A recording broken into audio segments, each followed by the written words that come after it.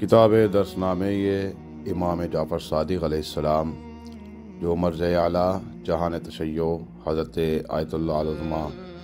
حاج سید صادق حسینی شیرازی دامت اللہ کی اہم تالیفات میں سے ایک ہے۔ اس کتاب میں اہل بیت علیہم السلام کی تعلیمات کے مطابق کچھ اخلاقی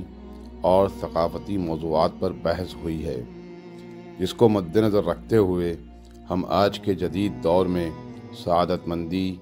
اور حقیقی دین اسلام کے نقطہ نظر کو آسانی سے سمجھ سکتے ہیں۔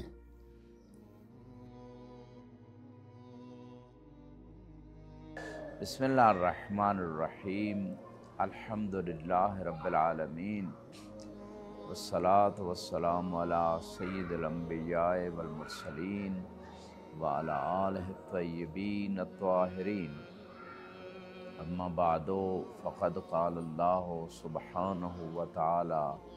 فی کتابہ المجید۔ بسم اللہ الرحمن الرحیم،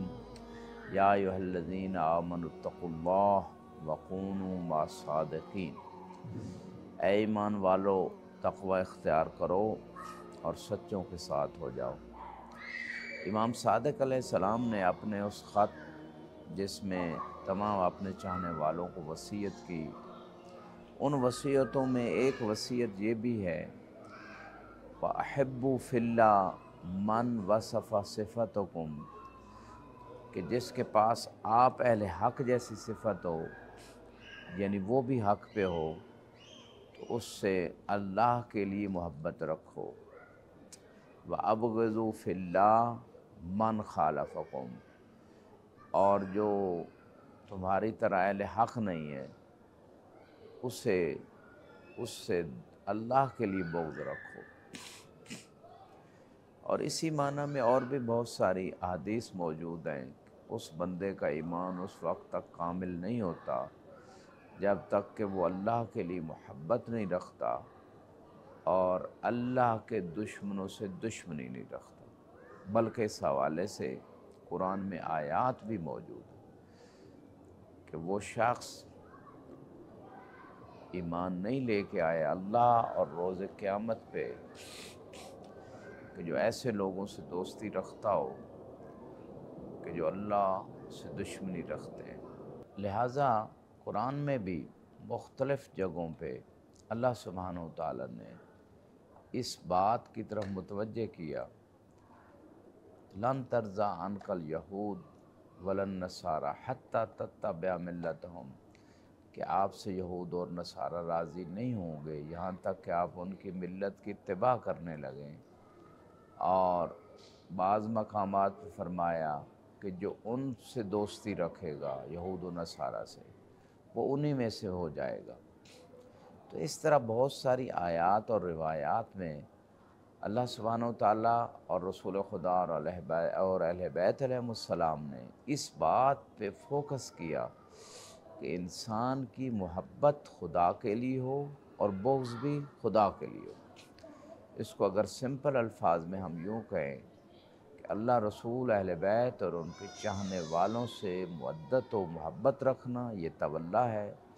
اللہ رسول اہل بیت اور ان کے چاہنے والوں کے دشمنوں سے دل میں بیزاری رکھنا یہ تبرہ ہے۔ اور یہ ایمان کو کامل کرنے والی چیزیں ہیں، یہ ایسے واجبات ہیں جس پہ علماء امامیہ کا اتفاق بھی ہے اور قرآن و احادیث اس عقیدے اور اس عمل کی تائید کرتی ہیں۔ لہٰذا اس مقام پہ ہمیں اس بات پہ غور و فکر کرنا ہے، امام علیہ السلام جو چیز ہم سے طلب کر رہے ہیں، ایک طرف یہ فرما رہے ہیں کہ آپ ظاہری طور پہ ایسا اچھا اخلاق اہل باطل سے پیش کریں کہ ایک تو ان کی شر سے بچ سکیں، دوسرا ان کو حق کی طرف اپنے اس اخلاق کے ذریعے بلا سکیں، اور دوسری طرف اگلے جملوں میں امام صادق علیہ السلام ارشاد فرما رہے ہیں کہ محبت ان سے رکھنی ہے جن سے محبت رکھنے کا اللہ رسول اہل بیت نے حکم دیا، اور دشمنی ان سے رکھنی اور بغض ان سے رکھنا ہے کہ جو اللہ رسول اہل بیت اور ان کے چاہنے والوں کے دشمن ہیں۔ اور معاشرے میں اکثر لوگوں نے اس بات کو نہ سمجھا ہے نہ اس پہ عمل کیا ہے۔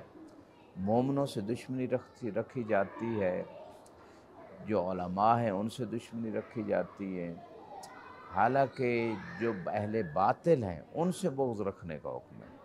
اور لوگ بعض اوقات اہل باطل سے دوستیاں نبھاتے ہیں، چاہے وہ ملکی لیول پہ ہو یا انفرادی لیول پہ، اور اہل حق سے دشمنی رکھتے ہیں چھوٹی چھوٹی اختلاف کی وجہ سے۔ تو یہ ایسی چیزیں انسان کے ایمان کو بھی کمزور کرتی ہیں،